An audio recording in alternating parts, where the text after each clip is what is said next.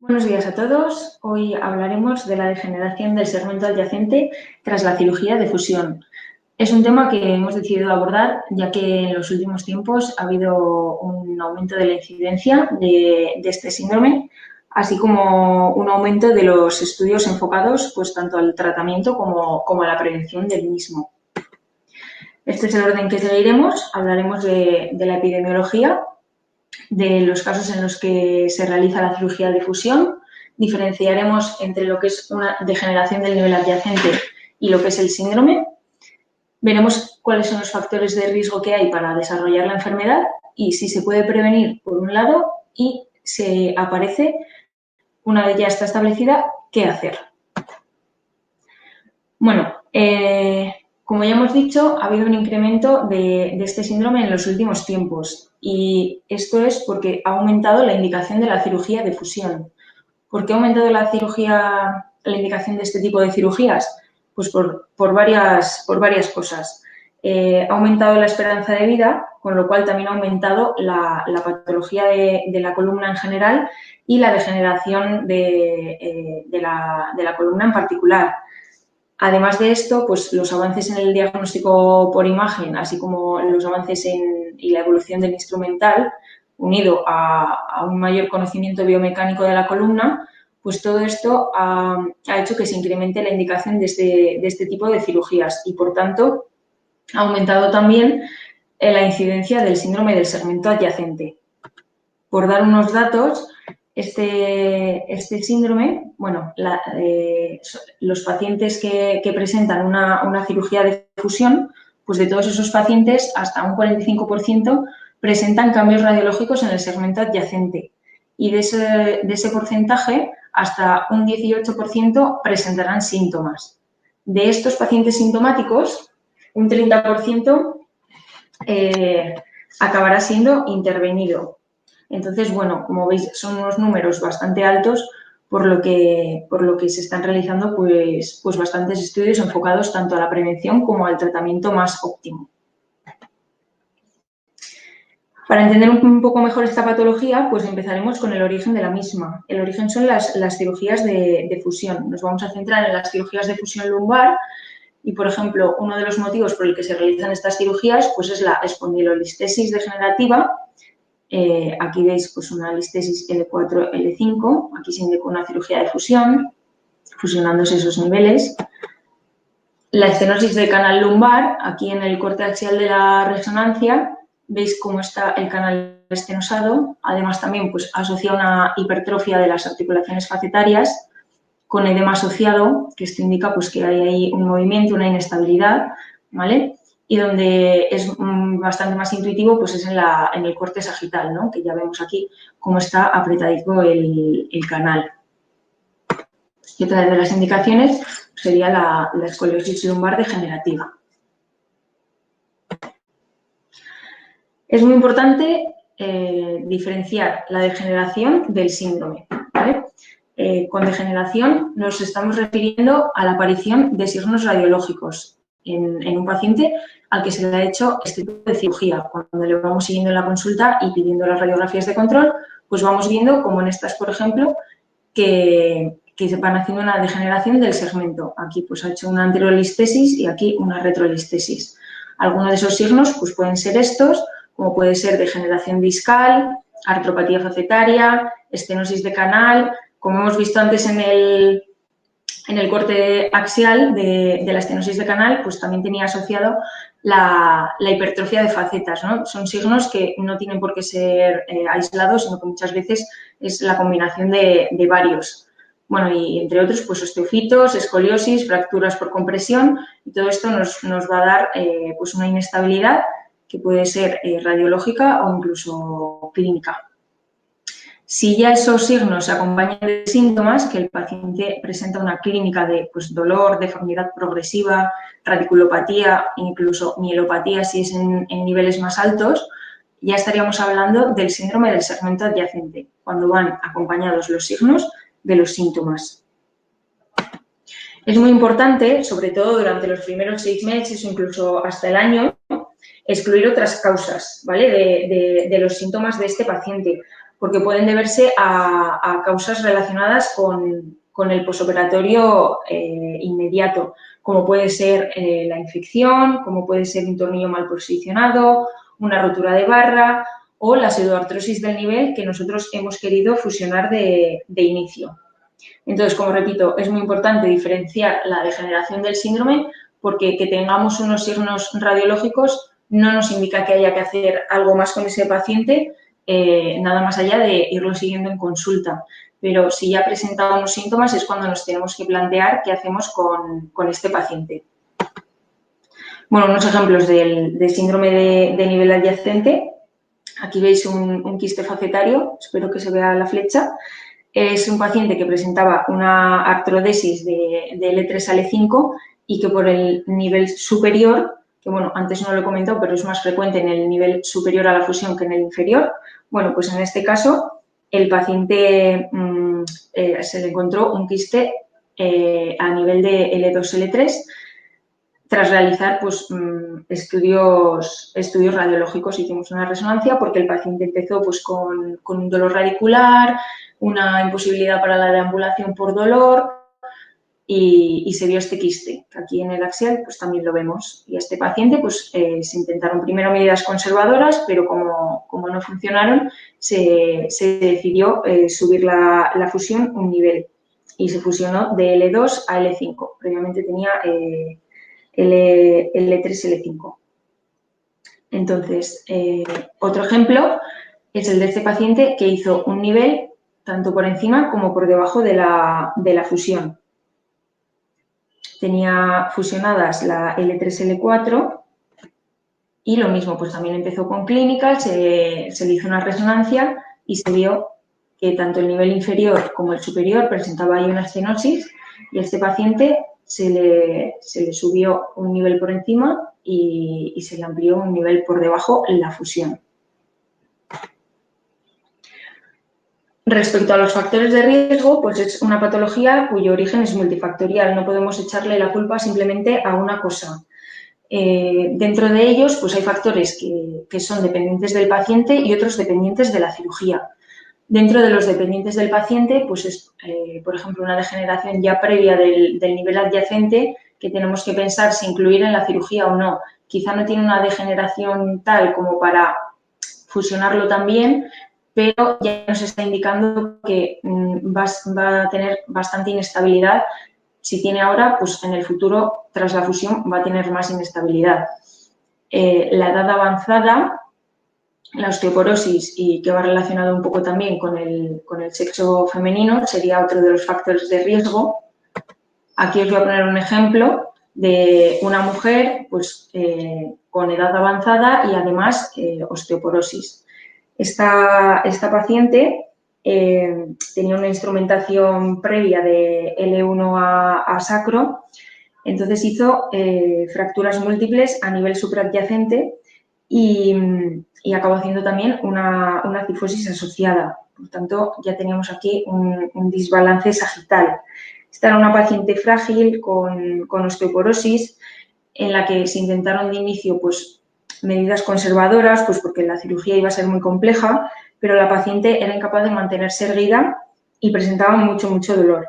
Entonces, bueno, pues se planteó una cirugía de corrección del balance, de la deformidad sagital y bueno, pues ya veis la megacirugía que fue. Son cirugías muy complejas, pues debido por un lado, como estamos diciendo, al tipo de paciente, ¿no? Paciente frágil, osteoporótico, y luego a la complejidad de la propia cirugía, ya que cuando hay niveles tan largos tenemos que buscar una estabilidad y para buscar esa estabilidad, por ejemplo, en esta paciente hubo que bajar hasta la pelvis para fijar e incluso aquí se observa cementar los tornillos. Entonces, bueno, pues saber que son cirugías largas, complejas y que hay que agotar otras opciones antes de meterse en este tipo de cirugías. Pero cuando ya el paciente pues, ha agotado todas las opciones, pues hay que plantearse la cirugía. Ahora, en los factores dependientes de la cirugía, pues lo que estábamos comentando, ¿no? Pues la cirugía multinivel, Cuantos más segmentos artrodesados, pues más grande es el brazo de palanca y hay mayor transferencia de estrés al segmento adyacente.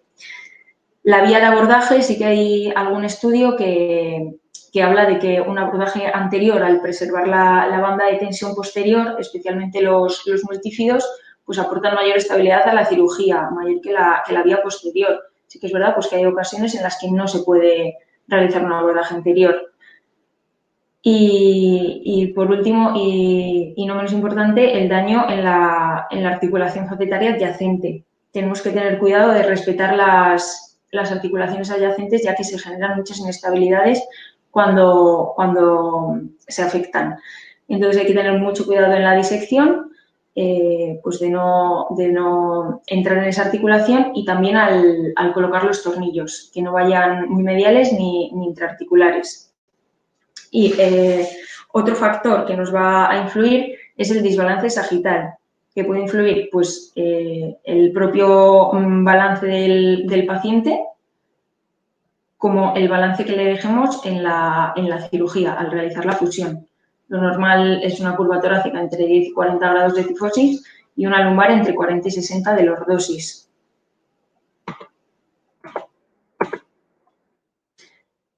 En este ejemplo, como veis, aquí el nivel fusionado pues, presenta una escasa lordosis, entonces pues, este paciente ha ido degenerando a una espalda plana y una escoliosis en el nivel adyacente.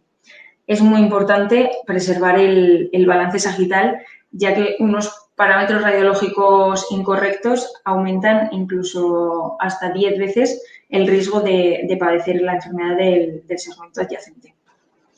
Por lo que, incluso a la hora de la cirugía, es muy importante posicionar bien al paciente, ya que los miembros inferiores deben estar en extensión para evitar una hipoliordosis. Bueno, y definido un poco lo que es esta enfermedad, antes de llegar a ella, ¿no? Queremos ver si se puede prevenir, si hay algún modo de cambiar lo que estamos haciendo para prevenirlo. Bueno, hasta ahora la fusión y la instrumentación rígida han sido los pilares del tratamiento de las enfermedades degenerativas de la columna, pero la alta incidencia de esta enfermedad ha llevado a buscar otras alternativas que permitan un poco más de movimiento. Lo que queremos buscar son estabilizaciones con montajes más flexibles que disminuyan la tensión en los segmentos adyacentes y el fallo de los implantes por sobrecarga.